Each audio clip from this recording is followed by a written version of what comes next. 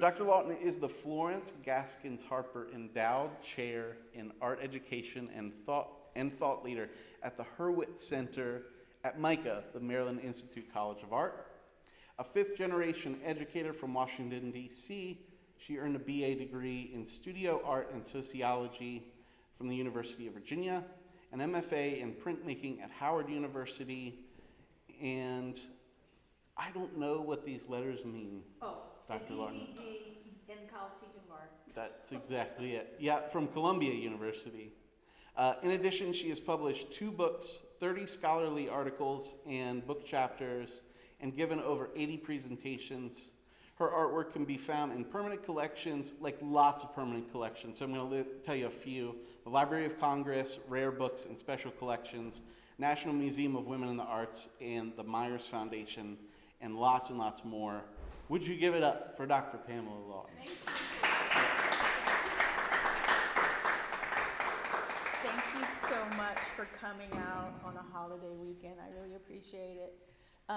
So the show up on the second floor, right, is called Inspiration and Influence, and basically it's about my own art teachers, artist teachers, I should say. And the idea for it actually came into being in 2008 when I started working at the Corcoran, and I happened to encounter my elementary art school teacher, who I hadn't seen since 1968. So I was like floored, you know. Somebody said, "Oh, what do you do?" And I said, "Oh, I'm an artist and a teacher, and I teach people to be art teachers." And I'll never forget my elementary school art teacher, and I rattled off her name. And she said, "Oh, she lives around the corner." And I was like, "What?" So she said, "I'll call her right now." So she did, and I wound up interviewing her. And so I came up with this idea for the project to kind of reach out to those people who influenced me as an artist and a teacher, and to interview them. And then much later, I decided to make portraits of them. And as a printmaker, I was able to give each of them, who were still living, one of the portraits. So that's what this show was about. That's why I call it Inspiration and Influence. Some of you may have seen a few years back the Alma Thomas show, Everything is Beautiful. And then I thought, wow, there were people who weren't my actual teachers, but who influenced me. So I'm going to add portraits of those folk into the show. So what you see upstairs is my teachers and people who taught many other people and were much more famous than me or anyone else. So this is Lillian. So Lillian will be 98 next month. And that's her woodcut portrait that I did. And basically what I do is, this is all one block. Some people will make more than one color. They'll use 2 blocks, or they'll do what you call a reduction method. This is what I call spot rolling. So the background was rolled up with red ink, and the foreground is just black ink. And I use a lot of symbols to kind of say a little bit about the character of the people in the pieces. And Lillian is a person of great fortitude and grace. And so this is actually an Adinkra textile symbol from Ghana that speaks to that. And that's what's in the background. So what you see here is, I had this piece in a show, and Lillian came. I was floored, you know. She was 97. She came to the show. And so it was nice to have a picture of her there. So you can see this is the actual textile symbol that I used. So she was one of the first people I interviewed. I will say, so this QR code is to the YouTube interview that I did with her. And they're on the labels, I think, upstairs. So if you're interested and you want to see them talking about themselves, you can. It took me a while to really learn how to do interviews well, because I realized I was talking too much. As my family can tell you, I talk a lot. And so I said, okay, maybe I should just hand them the questions and let them just talk. So Lillian's interview came out pretty well. The very first one I did, it's a little sketchy. So this was one of my high school teachers, Rick Usselton, and he also came to that show. As you can see, he always wears a hat. And in his background, he's also an amazing drummer. So he's an amazing artist and an amazing drummer, and he plays for bluegrass bands. And so what you see is the top of a drum with some drumsticks and a paint palette in the background for Rick. And I really give him so much credit, because He's the person who introduced me to printmaking. So he's the reason why I'm a printmaker today. When I was in high school, the Smithsonian started a program called Discover Graphics, and this was like 1972. And in 1976, when I was in high school, he signed me up for it. It was free. You could go to the Smithsonian, what's now American Art, which is connected to the portrait gallery down there. They actually had a professional printmaking studio in the gallery space. I learned stone lithography and etching, and it was all because my art teacher signed me up for that. And that program went on for like 24 years before it disbanded. My other high school art teacher who died before I got to do this project was Patricia Giles. Some of you may have heard of her. So in her background, I used this symbol from the Adinkra peoples. And it's a comb, and it just means patience, prudence, love, and care. And I really feel like most all of my teachers were that for me. I can't think of any of my art teachers that weren't absolutely amazing. She was pretty gifted too. She was also an art therapist. She wrote poetry. She published a book of her poems. And she had a really big influence on me as well. So I had two teachers in high school, one teacher in elementary school, which was Lillian, and I didn't take any art in middle school. So I had a big leap there. So I'm skipping on now to my college professors. So this is Graham Sullivan, and what you see is like a Celtic knot in the background. Graham is Irish descent, but he's Australian. And he was my dissertation advisor when I was in doctoral school, and just so supportive. You know, he said, whatever you want to write your dissertation on, Pam, I'm going to help you with it, whatever you want to do. And he says, whenever you're ready to come to Australia, I got a place for you. He and his wife just kind of took me in while I was in New York, away from home and my family, and kind of commuting back and forth. So I did this to honor him, and he gave a really great interview. I think it took me about 6 months to be able to understand what he was saying, because he's got such an Australian accent. And all of a sudden, I could understand everything he said, all of his handwriting. It just kind of came to me. Renee Darwin was also one of my professors at Columbia. And I'm so glad I got to interview her right before she passed. There's a hamster hand in the back of Renee's portrait, and partly because some of the funny stories about Renee, she was so frustrated with technology. She would get so frustrated. So a group of us bought her a little voodoo doll-like computer, and she would just stick pins in it. So she would just get so frustrated by it. So I just thought, you know, she was always somebody who thought about protection, and so we thought, well, I thought that would be a good symbol for her. And I wanted her to have health and happiness. She died at 80 of breast cancer, but I was able to talk with her, and she had some amazing stories. So Renee was of Eastern European descent, Jewish. Her parents moved to New York, and she was born there.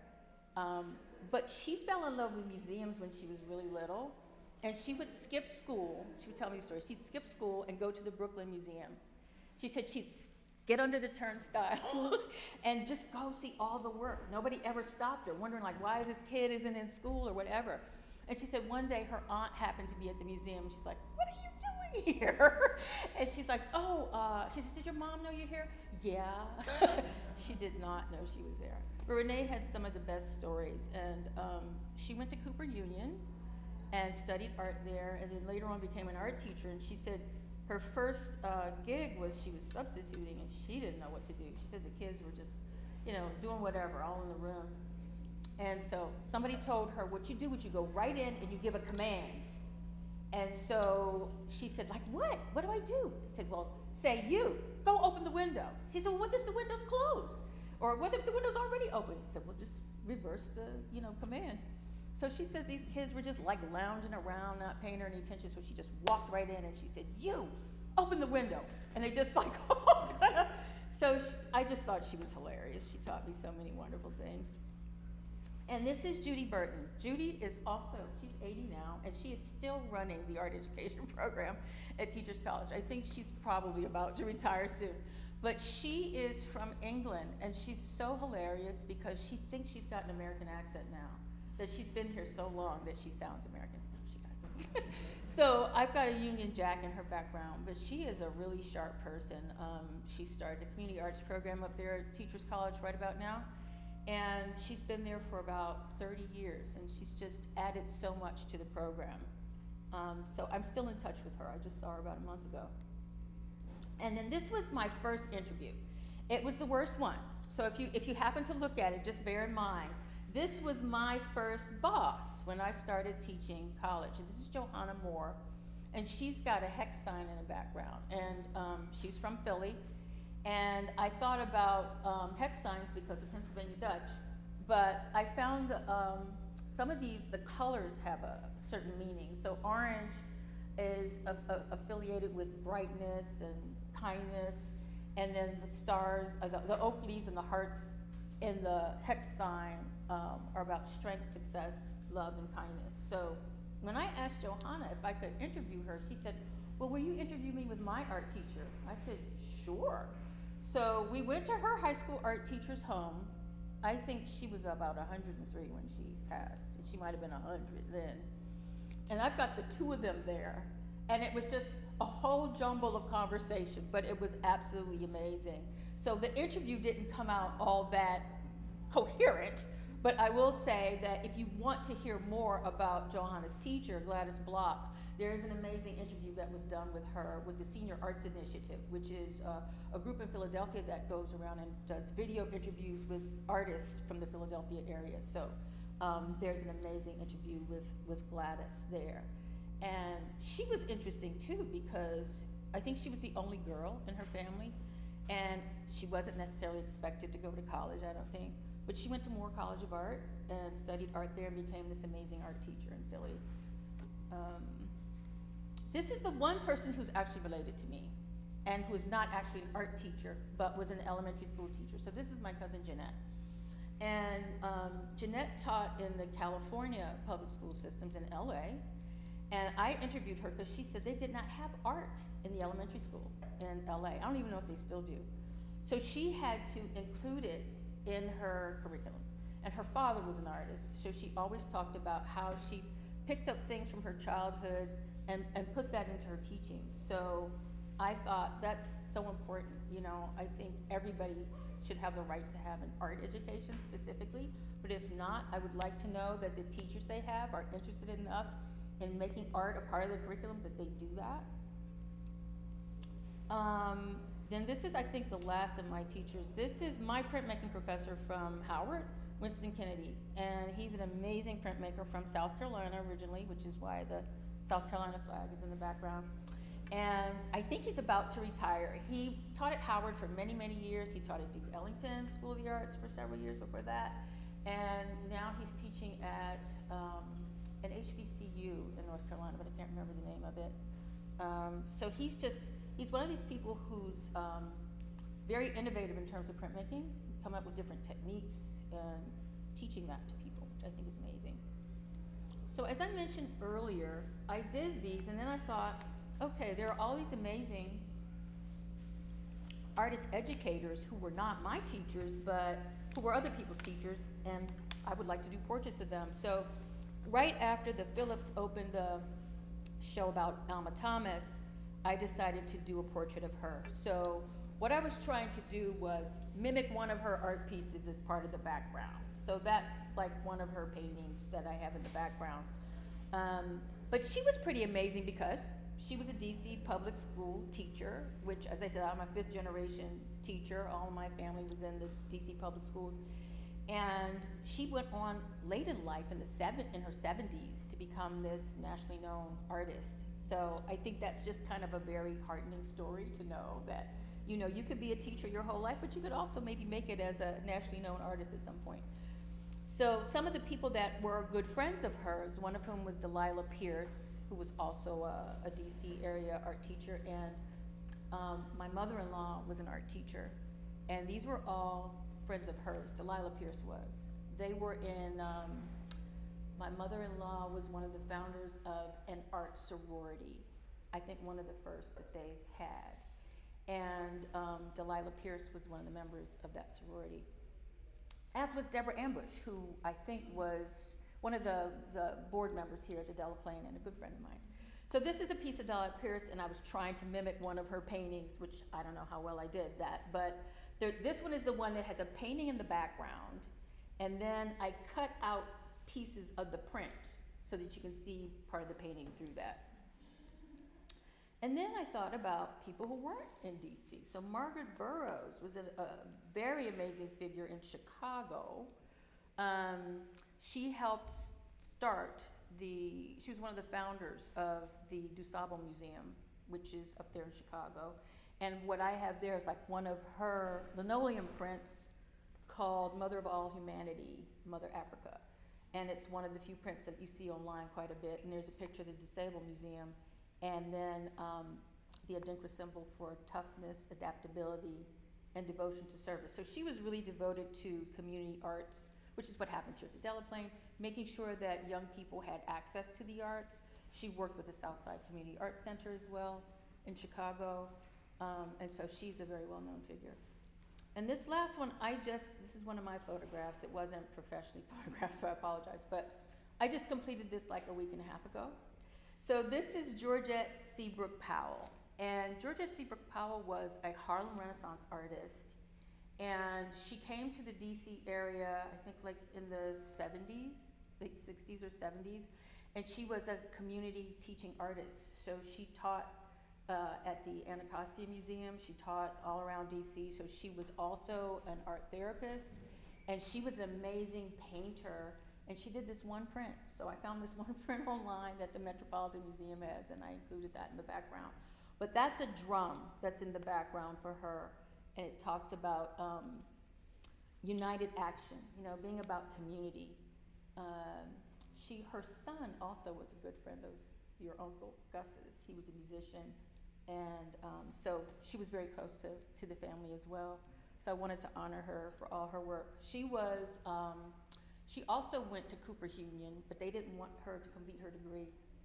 So she left. She managed to complete her degree elsewhere, but she was a very gifted person. And then Lucille Malkia Roberts. She also taught at Howard University, and I've got several Adinkra symbols in her background. She was one person that my mother-in-law really enjoyed learning from. She learned a lot about painting abstraction from her while Malkia taught at Howard.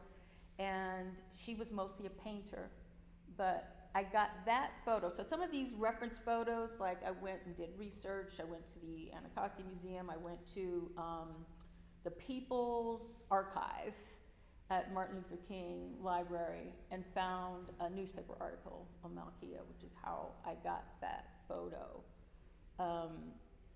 So I thought I had in here a video of Lillian so that you could see that. Let me see. Maybe I pulled up the wrong thing. Well, I guess I don't have it in here. I might have it somewhere else on my computer. I'll check. But it was just a quick clip of Lillian talking, and it was probably one of the best videos that I had. But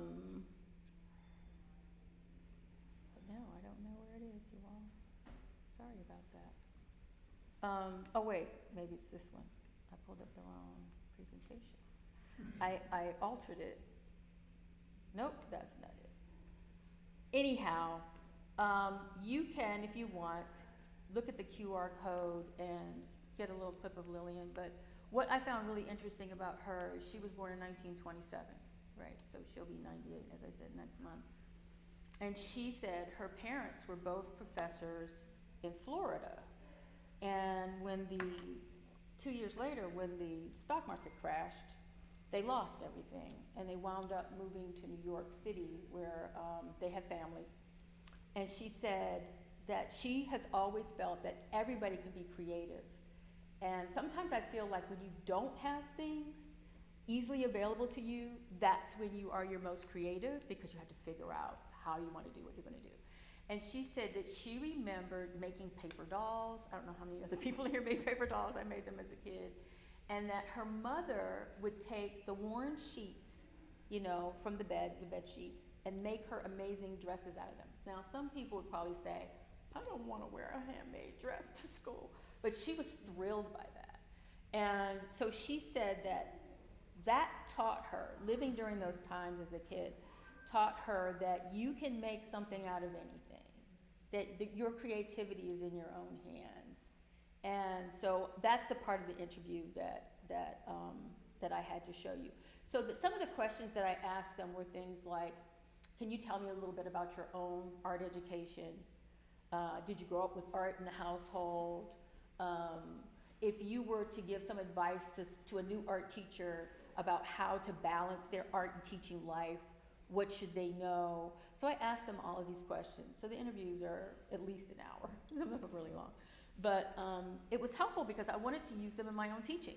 So I felt like, yeah, my students could hear my stories all the time, but wouldn't it be great if they could hear from the people who I really feel passionately about, the people who taught me. And so I've used clips from the interviews in my own teaching. So I've always felt like that's kept them alive for me as well. So I don't know if anybody has any questions or like about the process or anything like that, or comments. Mm-hmm. How long does it take you to do a portrait? That's a really good question. So this is my process. I start with a sketch. So for the people that I did interviews with, I pulled stills from the video. So I found a still that I wanted to use to make a sketch for the portrait. And then I actually blow it up. I go to like Kinko's and I blow the sketch up to about the size of the wood block. So the wood blocks are 18 by 24. And then I just take carbon paper and I transfer the sketch onto the wood. And then I just start carving from there. I usually will paint the wood a dark color so that I can see while I'm cutting. So I'll paint it with a red watercolor or blue or something like that so that I can actually see, because once you cut into it, you can see better. So what you're cutting away doesn't print. And there are different ways I've tried it. So when I started on this series, it was a whole different way of making woodcuts. I actually wanted to make them more like a drawing, so I cut out a lot and left like a black line like you would see in a sketch. Normally, I wouldn't cut so much out. I would use more of the white line to make the drawing, if that makes any sense. And then I have all these different, what they call brayers or rollers at different sizes. Some of them are really tiny, some are really big. So then I'm rolling around the portrait. I also, you may have noticed some of them actually have collage on them. So like art papers for the clothing and things like that. Like the shirt that Rick was wearing, my high school art teacher, that's all collaged on there. But if you pop upstairs, you'll see, you can tell the collage parts and the parts that were just inked. Oh yes, how long does it take? I totally missed that. It takes me about 2 weeks. It takes me about 2 weeks. So if I can get that all done, so that one that I just finished, Eric, what is it, it was about a week? Yeah. It was about a week to do that last one. And so I've gotten into the groove with it. If I just go down into the studio and just totally ignore my husband for a week, then I can get it done. But yeah, I think at the minimum, I would say it takes a week. Yes? Why did you choose printmaking versus other forms of other mediums? I think because, like I said, my high school teacher introduced that to me when I was in high school, and I just fell in love with printmaking. And when I went to college, I had not taken any silkscreen courses, so I said, well, I'll try silkscreen, and I hated it. Oh, I don't do anything with silkscreen, I'll tell you quite frankly. I know how to do it, but I don't do it.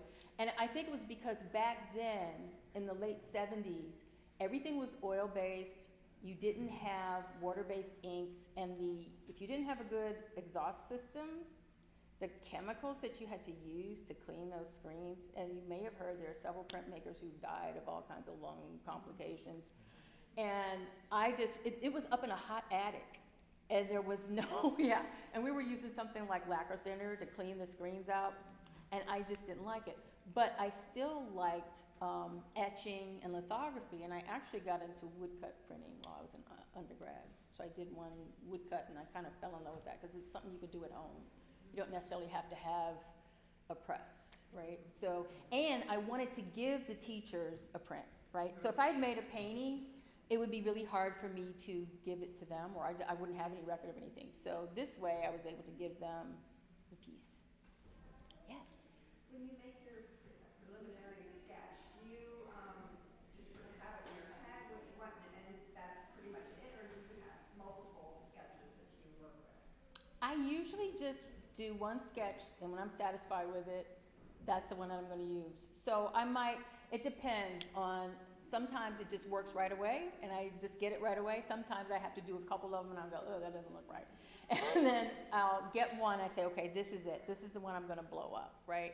I don't put a whole lot of detail into it, but it's enough to catch the person and make me think, okay, that really looks like them, right? Somebody could look at that and recognize them if they know the person. Yes. Pam, I really appreciate your presentation. As a native Washingtonian person that have went to the Gallatin and now educator, I really applaud you for appreciating some of the teachers, because some of the teachers that I had a great impact in my life, and that's the reason why I'm still teaching. Now, I want to ask you a question about how are you limiting your work? Is there a limited edition? Because I know with prints, and what are you planning on doing with your prints? Very good question, Felix. So I have not done an edition of any of these. All of those, if you go upstairs, you'll see they're all marked artist proofs. And partially because the spot rolling, the collaging, it takes a lot of time. It doesn't take me any time to cut it. It takes more time to print it, right? And to get it just right. So I haven't decided to do an edition yet. I might. Haven't done that though. That's a very good question. Yes? Hi, Pamela. Thanks so Casey. much Thank for the you. presentation. And Thanks for coming. you got to go up and see the work upstairs. It's wonderful to see it on the monitor, but it's a different experience to see it in person. So I was up there with my former student, Chinny here, and I said to him, you know, this is really emotional. And he said, well, what do you mean exactly? And I said, well, it's kind of because as a teacher, you have faith that you know in your heart that influence you've made with other people. But then this is proof. It just So here's what's funny. So like when I showed you all these pictures of me with my teacher, what I didn't show you was some of my students showed up. And it was, I feel just like you're talking like right now, because they were looking at me like I was looking at them, right? And my students show up and they're teachers now. So it was like so weird to think that they think of me like I think about Rick or Lillian, right? And they were just like, oh, I'm just so glad I came to see you, Pam. And most of them were Corcoran students that came. So it is, you know, and you feel like almost every artist, especially well-known artists, had an art teacher somewhere. I don't know how many of them talk about their art teachers, but they should. They really should. So that was my feeling. And to be honest, it didn't start with me thinking about doing the project about my art teachers. I had taken my Corcoran students on a field trip to see an art show, and it was actually images from the civil rights movement, like pictures that you've seen in Life magazine, Look magazine, what was happening to the student activists and all that. And I remember thinking, you know, I was a kid when this was happening. I was alive. It just still seemed so unreal to me, the whole thing. And so my students were walking through, and then there was a monitor like this, and I looked over, and it was people from the photographs talking about their experience and how they were prepared for that. And I was like, oh my God, that's what really made it make sense for me. So when I thought about this, I said, I should be, you know, video interviewing people who've impacted my life, you know, before they're gone. And so that's how I set out to do this. It actually was just kind of like this quick moment that happened when I was on a field trip with my students. And I'm so thankful that I did it, because like I say, Renee is gone, but the school has her portrait and they have the interview. So, you know, it's like building an archive, right? For people who might not normally be in an archive. So I kind of think that's important, especially like if you think about if any of you are into like family genealogy or anything like that, you know, digging in and finding that. Speaking of that, I found my parents' love letters that are 70 years old, 75 years old. And so I'm scanning them. It's horrible trying to read them, and my dad was in Germany and anyway. So it's interesting because people don't do that anymore. How many people write letters? How are we archiving the times that we're in right now? If you're not doing it through art, through video or conversations, who gets to hear those stories? How are they told? So, and Marilyn, I know that you do a lot of that archiving, your artwork. So, pretty amazing. Amazing artist right here. So, any more questions or comments or? Yes? Or was there some question you would have liked to have asked that you didn't ask? Wow, that's a good one. I have to think about that because, you have your list of questions, and this was one reason I kept interrupting people is because I thought of a question, right? As they're talking, I would think of a question. This might be a very bad question, but I would want to ask them, particularly since so many of them were like where I am in my life right now, is there anything that they didn't get to do that they would still like to do? And I know in Lillian's case, what's interesting about Lillian is her aunt was also an artist and art educator. And she was concerned about conserving her legacy. So she had all these paintings by her and she was doing all this work. And so this filmmaker approached her about doing a film about, and her name was Hilda Wilkinson Brown, about doing a film about Hilda. And Lillian said, well, you should include me too. I was a teacher. So she did. She wound up, it's been on PBS a couple of times, she wound up doing a film about Lillian and her aunt. So, I don't know, do you all know Lillian? I saw that film. Yes, so you saw the film. I'm trying to remember the filmmaker's name. Anyway, I think she's South American, I'm trying to remember her name. But I thought that was very interesting. So while she was, trying to conserve her aunt's legacy, now she's at the point, she's 98. I think she's represented in a gallery in New York now. I'm trying to remember the name of it, but they have all of her paintings. So I'm very happy for her. Because she was like groundbreaking. She would make these 3D paintings. So she was a sculptor and a painter. And her paintings are like, I don't know, they're like 3D. I can't even explain them. I should have a picture. I have a picture of one of them somewhere. But yeah, I think I would have asked, is there something that you would still like to do that you haven't done? That might be a question. So, yeah, cool. As a teacher now, are there maybe outside of technique, are there ways of teaching that you feel like have carried over from your teachers that you're utilizing? Yes and no. Because, honestly, like Renee telling, close the window, I don't think I would do that now. But I think that's really funny because during that time, that was probably what you were told, to be kind of more authoritarian in the classroom, that you're in charge, you're the teacher. And I have kind of flipped that around because I don't believe in that part of it. I don't believe in the teacher being the authority figure in this space. So I would say that's one of the biggest changes because I really feel like I learn from my students every day, right? And I tell them that. And I tell them what I've learned from them. I think that's equally important. So yeah, I think teaching has changed in a sense too, from my mother's generation, for example, to mine. Yeah, good question.